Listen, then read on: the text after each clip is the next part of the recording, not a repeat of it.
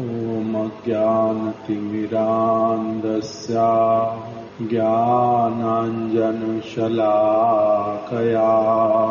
चक्षुरुन्मीलितं येन तस्मै श्रीगुरवे नमः। वाञ्छाकल्पतरुभ्यश्च कृपासिन्धुभ्य एव च पतितानां पावनेभ्यो वैष्णवेभ्यो नमो नमः। श्रीकृष्ण चैतन्य प्रभु नित्यानंद श्री अद्वैत गदाधर श्रीवासादि गौर भक्त वृंद। हरे कृष्णा कृष्णा कृष्णा हरे हरे, हरे राम राम राम हरे हरे। हम लोग नित्य लीला प्रविष्ट ओम विष्णुपाद अष्टोत्तर शत श्रीमद् भक्ति विज्ञान भारती गोस्वामी महाराज जी के जो उनके द्वारा बतलाई गई किसी किसी कथा को हम लोग श्रवण कर रहे हैं। हम लोग पीछे श्रवण कर रहे थे किस प्रकार से श्रीला महाराज जी मेदिनीपुर नामक स्थान पर गए। वहां पर कुछ सेवा कार्य था किंतु काम लंबा था, इसीलिए 3-4 दिन वहां पर रहने के बाद में महाराज जी ने 3-4 दिन रहने के पश्चात निर्णय किया कि मैं बीच बीच में यहाँ पर काम देखने के लिए आऊंगा। और वो अपने बिस्तर बंद को और कुछ सामान को मेदिनीपुर श्री श्यामानंद गौड़िया मठ में छोड़ करके ही चले गए और कोलकाता जाना था। पास में ही रहने वाले एक गृहस्थ भक्त श्री गौरदास जी ने महाराज जी को रिक्शे के माध्यम से स्टेशन तक पहुंचा दिया और फिर स्टेशन से टिकट भी खरीद करके उनको दे दी। कोलकाता स्टेशन पर उतरने पर महाराज जी ने देखा कि मेरे पास पैसे नहीं हैं। मैं भूल से अपने सारे पैसे मेदिनीपुर में ही बिस्तर बंद में रख करके आ गया हूँ। अभी मेरे को रात का समय है, मठ में भी पहुँचना है, टैक्सी करके जाऊंगा, पैसे वहीं से वहीं दे सकता हूँ और तो कोई उपाय नहीं है। किंतु मेरा कोई बहुत विशेष कार्य नहीं पड़ा हुआ जिस कारण से अकेले व्यक्ति के लिए इतने सारे पैसे मैं खर्च करूं। पैसे भगवान की सेवा के लिए हैं, इसीलिए उसको नाजायज अगर मैंने अपने ऊपर व्यय किया तो इसके द्वारा मेरे को दोष लगेगा। इसीलिए मेरे को पैदल जाना ही मेरे लिए अच्छा है। यद्यपि मार्ग था 1.5-2 घंटे का, तब भी बस में जाने से पैसे मांगेगा कंडक्टर और ट्राम में जाने से भी साथ में पैसे मांगेंगे। उसमें जा नहीं सकते, कम पैसे जिसमें लगते हैं बिल्कुल, तो इसीलिए पैदल चलना ही अच्छा होगा। यही विचार करके महाराज जी चल पड़े। अभी थोड़ा सा ही चले थे बिल्कुल, उसी समय उनको हमारे गुरु भाई श्री लक्ष्मण प्रभु वो उनको मिल गए और महाराज जी को प्रणाम किया। महाराज जी बहुत दिनों के बाद में आपका दर्शन हुआ, बड़ा सौभाग्य मेरा।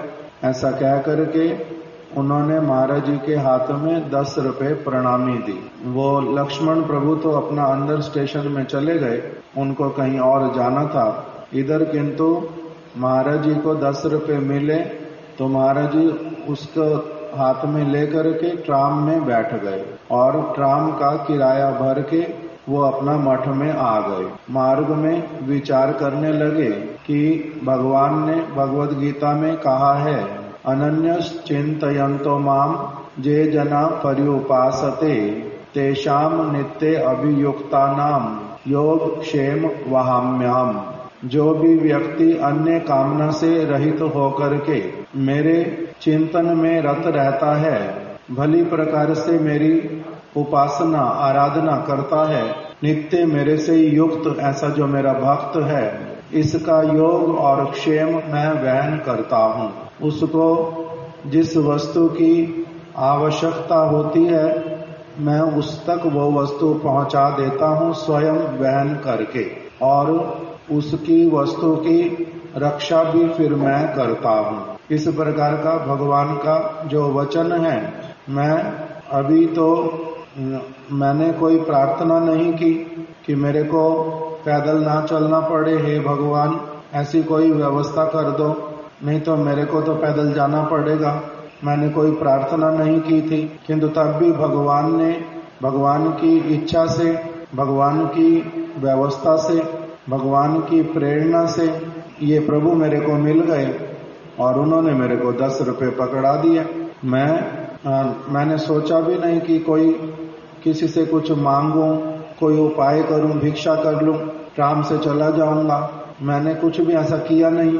और किस परिस्थिति में, किस स्थान पर भगवान कैसे क्या व्यवस्था कर देते हैं, बड़ा ही आश्चर्य का विषय है। इस प्रकार से मन में विचार कर रहे थे कि अभी भगवान ने जो ये वचन कहे हैं, ये वचन उन्होंने अपने अनन्य भक्त के विषय में कहे हैं, जो उनसे नित्य योग युक्त है, उनके विषय में कहे हैं कि मैं उनका क्या करता हूँ, योग और क्षेम वहन करता हूँ। मैं तो अभी ऐसे वाला बना नहीं हूँ, फिर भी भगवान जो है हमारे को भी क्या कर रहे हैं, सारी की सारी वस्तु हमारे को भी प्रदान कर रहे हैं। मैं अभी ऐसा बना भी नहीं हूँ, तभी भगवान ऐसे प्रदान कर रहे हैं। उद्देश्य क्या है भगवान का इसमें भगवान का उद्देश्य है कि देखो अभी तुमने केवल मात्र मेरे विषय में कुछ श्रवण किया है, मेरे स्वभाव के विषय में, और तुम मेरा भक्त बनने का प्रयास कर रहे हो। तुम्हारे को ही यदि मैं किसी वस्तु की कमी नहीं रखता हूँ, इस अवस्था में यदि तुम शुद्ध भक्त बन जाओगे तब फिर तुम्हें किसी भी प्रकार की जगत की वस्तु की चिंता करनी होगी, ऐसी कोई बात है ही नहीं। इसके लिए महाराज जी कह रहे हैं कि मैंने एक कथा श्रवण की हुई थी, वो मेरे मन में जाग उठी। उसके लिए क्या कह रहे हैं, एक समय एक सेंध मारकर चोरी करने वाला व्यक्ति राजमहल में चोरी करने के लिए गया।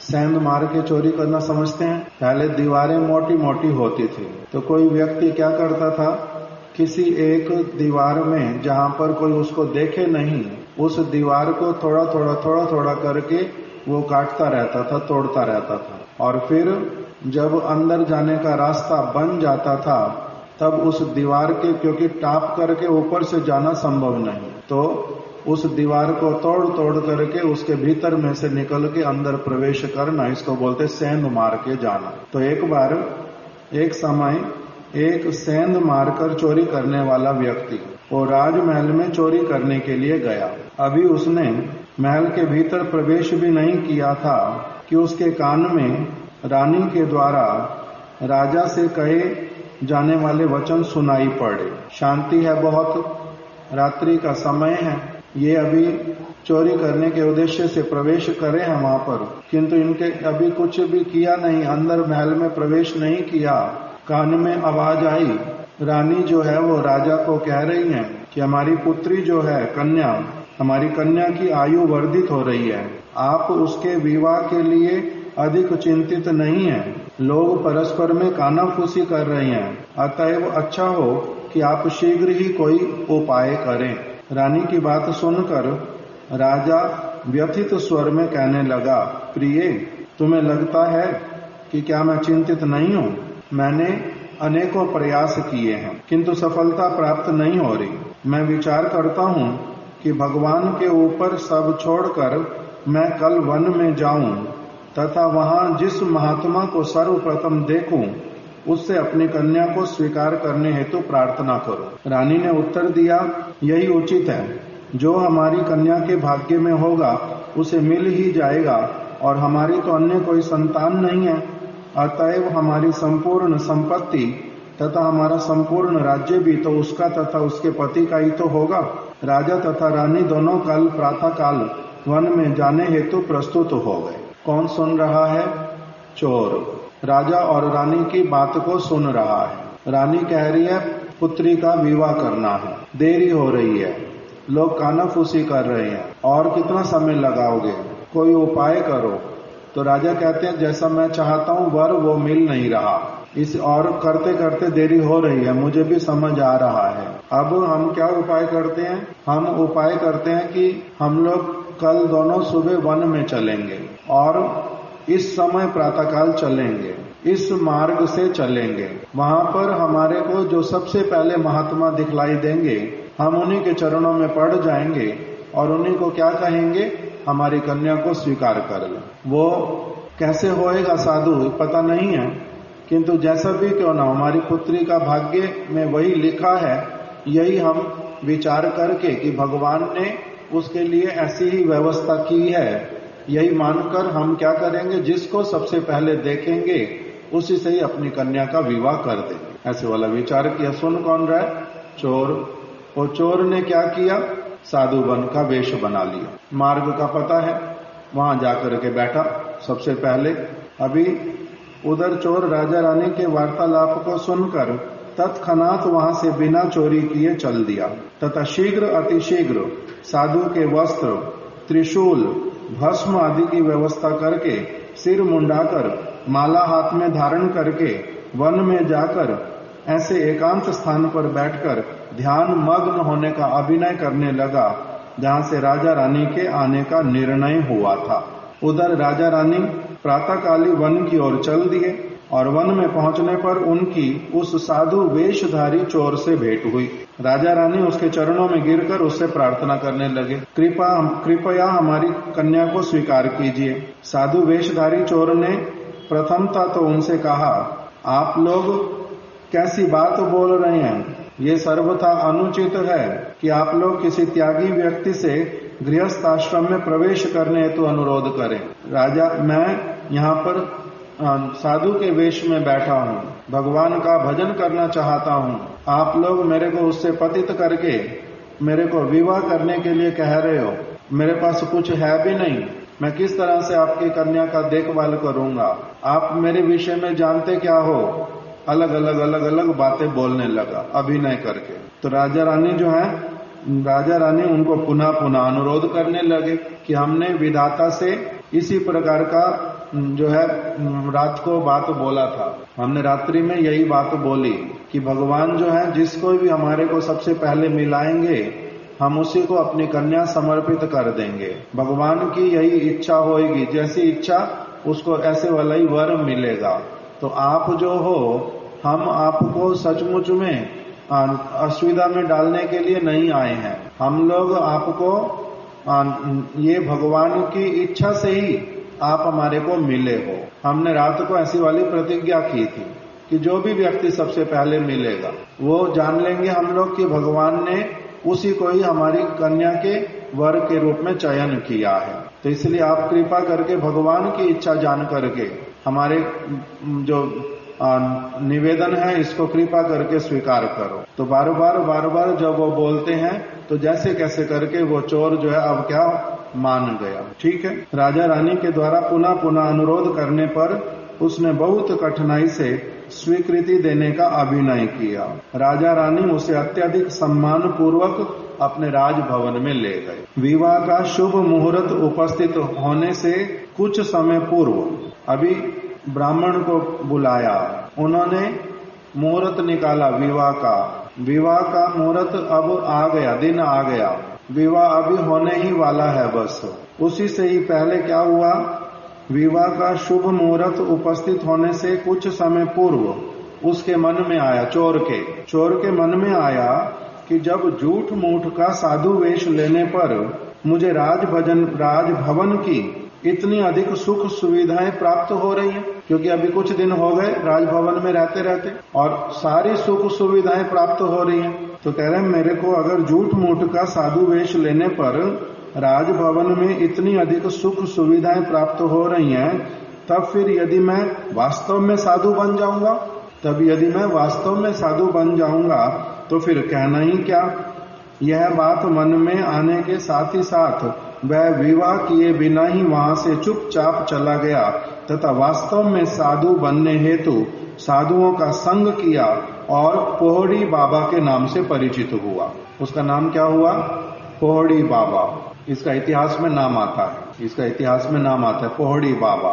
चोर था, राजा के यहाँ सेंध मार के चोरी करने गया था। राजा रानी की बात सुन ली थी, उनकी कन्या से विवाह करने के उद्देश्य से नकली साधु बन के बैठा था। फिर जब इतनी सारी सुख सुविधा मिली नकली साधु बनने पर भी, तब उसके मन में आया नकली साधु बनने से अगर इतनी सुख सुविधा मिल रही है, अगर मैं सचमुच में असली साधु बन गया तब मेरे को क्या नहीं मिलेगा। इसलिए विवाह किए बिना ही वो अब साधुओं के पास में पहुंच गया। मैं साधु बनना चाहता हूं, मेरे को कृपा करके क्या करो बताओ साधु कैसे बनते हैं। इस प्रकार से वो चला गया था। तो महाराज जी कह रहे हैं कि ये वाली कथा मेरे मन में आई कि अभी मैं साधु तो बना नहीं हूं, साधु नहीं बनने पर भी भगवान सारी की सारी व्यवस्था क्यों कर देते हैं मेरे जैसे व्यक्ति के लिए भी इसीलिए सारी व्यवस्था कर देते हैं कि इसको ये विश्वास होना प्रारंभ हो जाए कि अगर अभी तुम साधु नहीं बने हो तब भी तुम्हारे को किसी चीज की मैं कोई कमी नहीं रखता, और अगर तुम सचमुच में साधु बन जाओगे तब तुम्हारे को किसी चीज का कोई अभाव होगा, ऐसा हो ही नहीं सकता। क्यों? क्योंकि भगवान ने क्या प्रतिज्ञा कर दी है? अनन्यश्चिन्तयन्तो माम जे जना पर्युपासते तेषां नित्य अभियुक्तानाम योगक्षेम वहाम्यहम। भगवान ने ये प्रतिज्ञा कर दी है। तो इस प्रकार से ये वाली सारी बात महाराज जी के मन में आई। अभी महाराज जी थोड़ा सा आगे इसी बात को और बता रहे हैं कि यद्यपि बस अथवा ट्राम वाले 10 रुपए के नोट देने वाले को चेंज नहीं दे पाएंगे, इस कारण से चढ़ने हेतु निषेध कर रहे थे। ट्राम में बैठा हुआ जो कंडक्टर वो पहले से ही कह रहा है जिसके पास खुले पैसे हो वो चढ़ना, जिसके पास खुले पैसे ना हो वो नहीं चढ़ना। हम लोग 10 रुपए के खुले किसी को नहीं दे पाएंगे। किंतु उस दिन मेरे पहले से बता देने पर भी, मैंने पहले से बता दिया कि मेरे को जाना भी है और मेरे पास केवल 10 रुपए हैं, चेंज मेरे पास नहीं है। मेरे पहले से बता देने पर भी बस वाले ने कहा आ जाओ, कोई बात नहीं, सब व्यवस्था हो जाएगी। बस से उतरने के बाद श्री खुशीलाल नामक एक व्यक्ति जो कि पहले हमारे मठ में मजदूर का काम करता था तथा अब रिक्शा चलाने का, मेरे द्वारा उसे नहीं पहचानने पर भी वह जोर करके अपने रिक्शे में बिना किराया लिए मुझे मठ तक छोड़कर चला गया। कैसी कैसी सारी बात महाराज जी पता नहीं कब की बात है उनकी ये वाली, और स्मरण करके रखते हैं कि किस किस प्रकार से। एक तो हो गया वहां पर 10 रुपए देने वाला मिल गया, फिर बस से उतरे जब तब कौन मिल गया? खुशीलाल कोई व्यक्ति मजदूर का जो पहले काम करता था, उसने क्या किया, महाराज जी कह रहे मेरी इच्छा नहीं थी किंतु तब भी वो जोर करके मेरे को अपने रिक्शे में बिठा गया और बिठाकर बिना किराया लिए ही मेरे को मठ तक भी छोड़ के चला। और कह रहे मैंने उसको पहचाना भी नहीं कि ये कौन है। उसने उल्टा पहचाना कि महाराज मैं खुशीलाल, मैं आपके मठ में मजदूर का काम करता था, अभी मैं रिक्शा चलाता हूँ, मैं आपको छोड़ के आऊंगा मठ तक।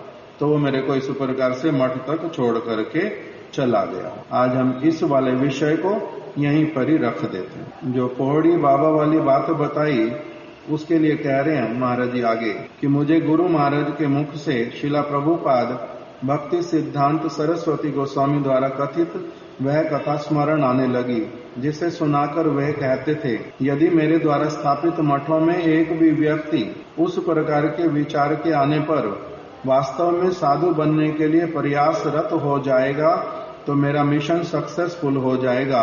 वह कथा इस प्रकार है। ठीक से अभी इसको अरेंज करके नहीं लिखा हुआ, इसलिए ठीक से समझ नहीं आ रही। जैसा भी हो, आज इस कथा को यहीं तक रख देते। जो मुख्य बात महाराज अंत में बोल रहे हैं, जो पौड़ी बाबा वाली कथा है, पौड़ी बाबा वाली कथा प्रभुपाद जी ही सुनाते थे, भक्ति सिद्धांत सरस्वती ठाकुर। और वो कहते थे कि हमारे मिशन में अलग अलग तरह के लोग आ जाते हैं, किंतु अगर उनमें से कोई भी व्यक्ति चोर भी आया, मगर अगर साधुओं का वास्तविक रूप में क्या महात्म्य है साधु बनने का, अगर उसको समझ आ गया, वो तब भी अगर साधु बना पौड़ी बाबा की तरह भी, तब भी क्या है, बहुत अच्छी बात है। इस प्रकार की बात बोलते। आज इस कथा को यहीं तक रख देते। अब इससे आगे और एक कथा हम श्रवण करते।